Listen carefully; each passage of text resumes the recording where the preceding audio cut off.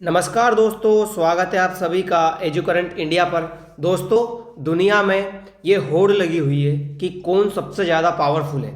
उधर एक तरफ अमेरिका अपने आप को सुपर पावरफुल कंट्री बताता है, वहीं दूसरी तरफ चाइना अब अमेरिका के पीछे उसको बीट करने के लिए आगे बढ़ रहा है। इसी के मद्देनज़र रखते हुए आज चाइना ने अपना एक नया एयरक्राफ्ट उतार दिया है, उसे लॉन्च कर दिया है। उस एयरक्राफ्ट का नाम है फूजियन नाम का एयरक्राफ्ट आज चाइना ने लॉन्च करके अपनी नेवी को दे दिया है, मतलब अपनी जो नौसेना है उसमें शामिल कर लिया है। चाइना ने ये सब करके चाइना दुनिया का दूसरा वो देश बन गया है जिसके पास इस तरह का एयरक्राफ्ट है। तो क्या है ये एयरक्राफ्ट और इस एयरक्राफ्ट से भारत को क्या नुकसान होने वाला है? चाइना के इस कदम से भारत का जो हिंद महासागर में दबदबा है वो कैसे कम हो सकता है और भारत के लिए क्या क्या नुकसान है, क्या क्या चुनौतियां हैं, हम इस वीडियो में पूरा जानने की कोशिश करेंगे। जैसा कि आप इस न्यूज में देख रहे हो, China's newest aircraft carrier Fujian compare to US Gerald R Ford.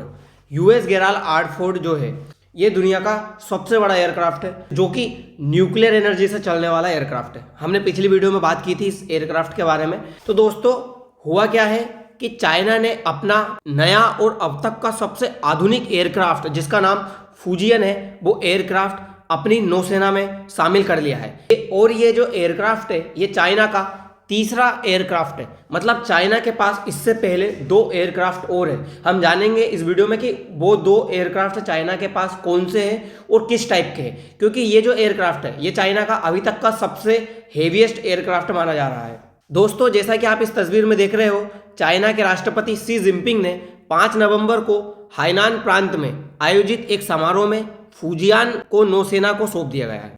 ये जो एयरक्राफ्ट है ये चाइना का तीसरा एयरक्राफ्ट है और ये पूरी तरह से चाइना द्वारा ही बनाया गया और डिज़ाइन किया गया है।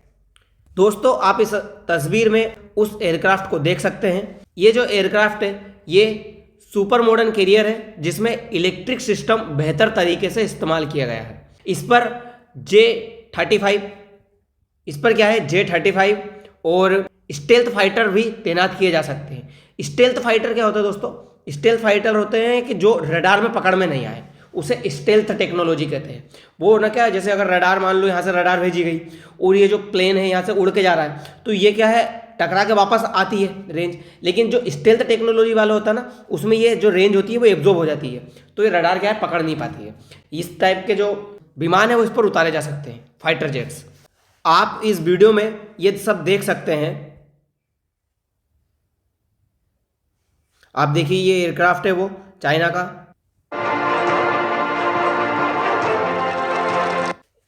तो आपने देखा ये जो चाइना के राष्ट्रपति शी जिनपिंग है वो जाकर अपने नौसेना में जाते हैं और एक कार्यक्रम के आयोजित होता है, उस कार्यक्रम में ये पहुंचते हैं। वहां जाकर ये लाल झंडे के द्वारा वो कमीशन किया जाता है कि ये जो एयरक्राफ्ट है इसको हम हमारी नेवी में, नौसेना में शामिल कर रहे हैं। उसे शामिल करते हैं और अपनी नौसेना को ये सौंप देते हैं। इसके बावजूद क्या हुआ है कि चीन दुनिया का सबसे बड़ा एयरक्राफ्ट रखने वाला दूसरा देश बन गया है, क्योंकि पहला क्या है, पहला तो अमेरिका है। देखिए, इसमें क्या है कि फूजियन की वजह से चीन अब दूर समुद्र तक, जैसे ताइवान, दक्षिणी चीन सागर, हिंद महासागर में अपनी जो ताकत है उसको बढ़ा सकता है। फूजियन की जो नौसेना है वो अमेरिका के बाद दुनिया की दूसरी सबसे बड़ी नौसेना बन चुकी है जिसके पास एयरक्राफ्ट है। टेस्टिंग के दौरान इस कैरियर से चीन ने अपने लड़ाकू विमान, जिसमें से J-35 स्टेल्थ फाइटर, KJ-600 चेतावनी विमान और J-15 फाइटर को उड़ाकर भी टेस्ट किया है। एक्सपर्ट का मानना है कि आने वाले महीनों में देखा जाएगा कि चीन अपने इस फूजियन की ताकत कितनी जल्दी युद्ध में यूज़ कर पाता है। वहीं फूजियन एयरक्राफ्ट कैरियर में इलेक्ट्रिसिटी का बहुत अच्छे तरीके से यूज़ भी किया गया है।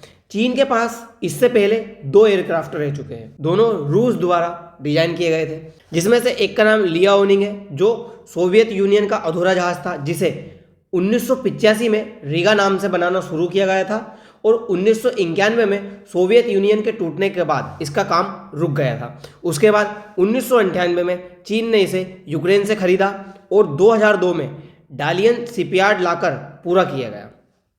लगभग 10 साल में इसे तैयार किया गया। 25 सितंबर 2012 को यह चीनी नौसेना में शामिल हुआ। इसके बाद चाइना ने सांडोंग एयरक्राफ्ट कैरियर बनाया। इसका निर्माण 2013 में शुरू हुआ और 2017 में इसे लॉन्च किया गया और उसके बाद 2019 में ये चाइना की नौसेना में शामिल भी हो गया।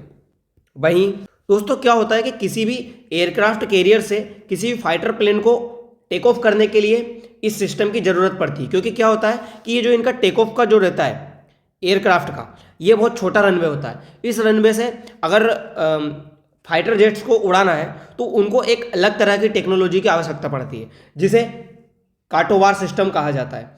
और जो भारत के पास है वो स्टोवार सिस्टम है। तो ये काटोवार सिस्टम और स्टोवार सिस्टम, ये दो तरह के सिस्टम होते हैं। ये दोनों तरह के सिस्टम क्या है, इनके बारे में अब हम जानते हैं कि ये काटोवार और स्टोवार सिस्टम क्या होता है। पहले बात करते हैं स्टोवार की। स्टोवार एयरक्राफ्ट, जैसा कि आप इस तस्वीर में देख सकते हैं, इस एयरक्राफ्ट में क्या होता है कि जो आगे की नोक होती है इनकी, वो थोड़ी सी ऊपर की ओर मुड़ी हुई होती है। ये देखिए, ये एयरक्राफ्ट थोड़ा सा कर्व जैसा बनाता है। तो इससे क्या होता है, मान लीजिए यहाँ से ये एयरक्राफ्ट है, ये तेज़ी से उड़ता हुआ जाएगा, ये उड़ता हुआ मतलब ये तेज़ी से रन करता हुआ जाएगा यहाँ पर। और जब ये रन करता हुआ जाएगा तो ये जो नोक है ना, इसके जरिए उसको थोड़ा सा स्काई जंपिंग की तरह उसको स्काई जंप मिलेगा, मतलब ये ऊपर की तरह उड़ सकेगा, थोड़ा सा इसको बेनिफिट मिलता है। तो ये जो इसका जो आगे का मुंह होता है वो नीचे झुकने की वजह ऊपर हो जाता है, तो ये उसको लिफ्ट करने में थोड़ा आसानी होती है, जिसे स्टोवार टेक्निक बोलते हैं। भारत के पास ये दो है, एक INS विक्रांत और एक INS विक्रमादित्य।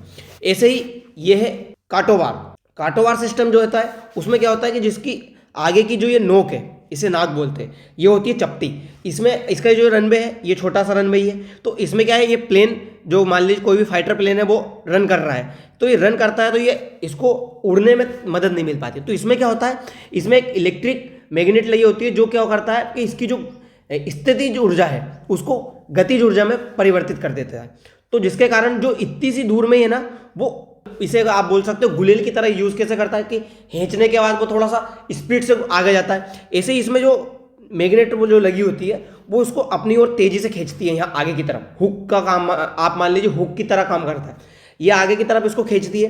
तो वो जो एयरप्लेन है वो इतनी सी दूर में क्या होता है, बहुत तेजी से पिकअप पकड़ लेता है, स्पीड बहुत तेज पकड़ लेता है, जिस वजह से वो इतनी सी दूर में ही उड़ जाता है। अब ये उड़ तो गए, फिर इनको लैंडिंग कराया जाता है, जिसे रिकवर सिस्टम कहते हैं, रोकने के लिए। उसमें क्या करते हैं कि मान लीजिए जैसे अब ये प्लेन को यहाँ पे वापस लैंड करना है, तो यहाँ पे ना छोटी छोटी रेबो लगा देते हैं, वायर टाइप। वो वायर टाइप क्या रहता है, जैसे ही प्लेन उतरा तो प्लेन के पहियों में क्या ये वायर फंसता है। ये एक जैसे मान लीजिए एक यहाँ पे लगा हुआ है, फिर एक थोड़ा सा आगे लगा देते हैं, फिर एक थोड़ा सा आगे लगा देते हैं, फिर एक थोड़ा सा आगे, 4 तरह के लगा देते हैं। तो वो उतरेगा तो इसमें फंसेगा, और वो फिर जैसे आगे बढ़ेगा ना तो वो इसको पीछे की ओर खींचता है, जिससे क्या होता है ये थोड़ा रुकने की कोशिश करता है। और मान लीजिए इसमें नहीं फंसा वो पहिया, तो फिर आगे वाले में फंसेगा। अगर इसमें भी नहीं फंसा, ऐसे ऐसे करके अगर चारों में नहीं फंसा तो ये फिर से वापस टेक ऑफ कर लेगा यहाँ से। उसके बाद इसे वापस से लैंडिंग कराया जाएगा। तो ये ऐसा होता है इनको रोकने के लिए। तो उम्मीद है आपको ये चीज़ें समझ में आई होगी कि स्टोवार और टेकोवार ये दोनों एयरक्राफ्ट किस तरह के होते हैं, इसमें किस तरह की टेक्नोलॉजी रहती है और इन दोनों में क्या अंतर है। उम्मीद है आप ये समझ पाए होंगे। वहीं भारत के लिए किस तरह से चुनौती बन सकता है, आइए वो भी देखते हैं। जैसे कि इसमें आपने देखा, इसमें इलेक्ट्रोमैग्नेटिक कैप्टाइल सिस्टम लगा होता है, जो सिर्फ अमेरिका के पास था। इससे पहले ये सिर्फ अमेरिका के पास था, तो मतलब भारत को इतना कोई खतरा नहीं था। लेकिन अब ये चाइना के पास आ गया है सिस्टम। तो चाइना क्या है, इससे हिंद महासागर में जो अपनी मौजूदगी है वो बढ़ा देगा, और चाइना के पास ये वो सिस्टम है जो भारत के पास नहीं है। इसलिए एक तो ये चुनौती हो गई। दूसरी, पहले ही ग्वादर जो पाकिस्तान में है और जिबूती जो कि अफ्रीका है, जैसे बंदरगाह पर अपनी मौजूदगी बढ़ा चुका है चाइना, और भारत की इन जगहों पर अपनी मौजूदगी नहीं है, जिस वजह से क्या है, हिंद महासागर में लंबे समय तक ऑपरेशन कर सकेगा चाइना। और यह क्षेत्र भारत के लिए बहुत अहम है, क्योंकि भारत की जो तेल सप्लाई है, जो व्यापार मार्ग है, वो यही वाला है। वहीं क्या है, चाइना ने J-35 स्टेल्थ फाइटर और KJ-600 जो कि वार्निंग विमान और J-15 जैसे आधुनिक विमान तैनात किए गए हैं। उसकी वजह से क्या है, जिससे चीन एक साथ एयर डिफेंस, स्ट्राइक और सर्विलांस जैसे मिशन एक साथ चला सकता है। वहीं दूसरा क्या है, भारत के पास फिलहाल 2 एयरक्राफ्ट है, जिसमें एक INS विक्रमादित्य और INS विक्रांत है, जो दोनों ही स्टोवार टेक्निक से बने हुए हैं। मैंने अभी आपको बताया स्टोवार टेक्निक क्या है, जिसके पास ये आगे से थोड़ा सा कर्व होता है, ऊपर की ओर झुका हुआ, जो उसकी नाक होती है। तो भारत के पास ये टेक्निक है। और जबकि जो फुजियान कैप्टाइल है, ये केटोवार टेक्निक का है, जिसकी जो नाक है वो क्या होती है, चपटी होती है, जिससे स्थितिज ऊर्जा होती है उसको गतिज ऊर्जा में तेज स्पीड से कन्वर्ट कर देता है, जिससे ये तेजी से उड़ सकता है। वहीं अगर आप देखो तो दूसरी तरफ क्या है, चीन अब अपने 3 एयरक्राफ्ट इसमें उतार चुका है, जिसमें से पहला है उसके पास लियाओनिंग, दूसरा है शानडोंग और तीसरा है फुजियान। एक साथ कैरियर स्टाफ जो है कि ग्रुप बन सकता है ये भारत के लिए काफ़ी चिंतापूर्ण विषय है अब, और इससे भारतीय नौसेना पर भी दबाव बढ़ेगा। वहीं अगर देखें कि दुनिया में किसके पास कितने एयरक्राफ्ट हैं, तो पहले नंबर पर अमेरिका आता है, जिसके पास 11 एयरक्राफ्ट है, जिसमें से उसका जो सबसे प्रमुख और सबसे बड़ा जो दुनिया का एयरक्राफ्ट है उसका नाम है गेराल्ड आर फोर्ड। ये जो एयरक्राफ्ट है अभी इसने वेनेजुएला के पास भी लाकर खड़ा कर दिया था। ये दुनिया का सबसे बड़ा एयरक्राफ्ट है और जो कि न्यूक्लियर पावर से चलने वाला एयरक्राफ्ट है। वहीं उसके बाद चीन आता है, जिसके पास अब फिलहाल में 3 एयरक्राफ्ट हो चुके हैं, और जिसमें से सबसे बड़ा जो है वो अभी तक का उसका फुजियान है, जो इसने अभी लॉन्च किया है। और वहीं भारत के पास एयरक्राफ्ट देखा जाए तो भारत के पास 2 एयरक्राफ्ट है। पहला है INS विक्रमादित्य, जो कि रूस द्वारा बनाया गया था, और अब जो हमारे पास है वो है INS विक्रांत, जो कि भारत द्वारा निर्माण किया गया है, इसका स्वदेशी निर्माण किया गया है इसका। वहीं उसके बाद ब्रिटेन के पास 2 एयरक्राफ्ट है, जिसमें से उसका प्रमुख जो है HMS क्वीन एलिजाबेथ है। ये भी जो है स्टोबार टेक्निक पर बना हुआ है। उसके बाद रूस के पास अभी तक एक ही एयरक्राफ्ट है।